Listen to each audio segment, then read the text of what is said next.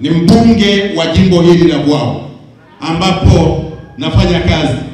Mheshimiwa, mimi na wewe tuna historia na kukumbuka toka mwaka 1980 huko. Lakini mwaka 95 kuna kazi tulifanya mimi na wewe. Nakumbuka sana, ila sitaisema. Lakini nataka niwaambie wanabosi, tuliyempata ni mpambanaji na mjasiri na ndiye anasimamia chama. Makofi mengi kwake.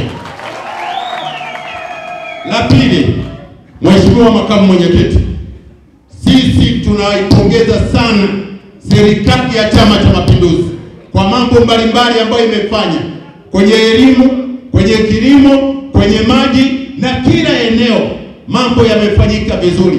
Ilani imetekelezwa kwa 100%. Hebu tupige makofi kwa Mama Samia. Sasa Mheshimiwa Makamu Mwenyekiti, tunataka sasa tufike 110%.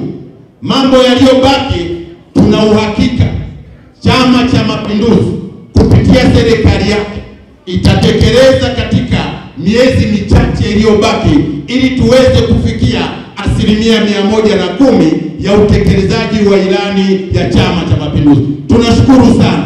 Tunakuomba upeleke salamu kwa mwenyekiti wa taifa Daktari Samia Suluhu Hassan, Rais wa Jamhuri ya Muungano wa Tanzania, kwa miradi mingi aliyoileta katika mkoa wa Songwe, lakini katika jimbo la Bwawa na namna anavyotupenda. Tumpe makofi mengi sana Mama Samia.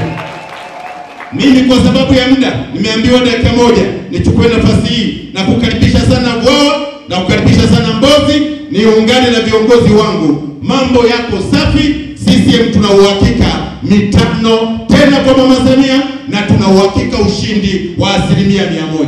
Mheshimiwa Mwenyekiti, wanaposema na miaka 29 ni kwa sababu navyofanya kazi. Mungu awabariki, asanteni sana.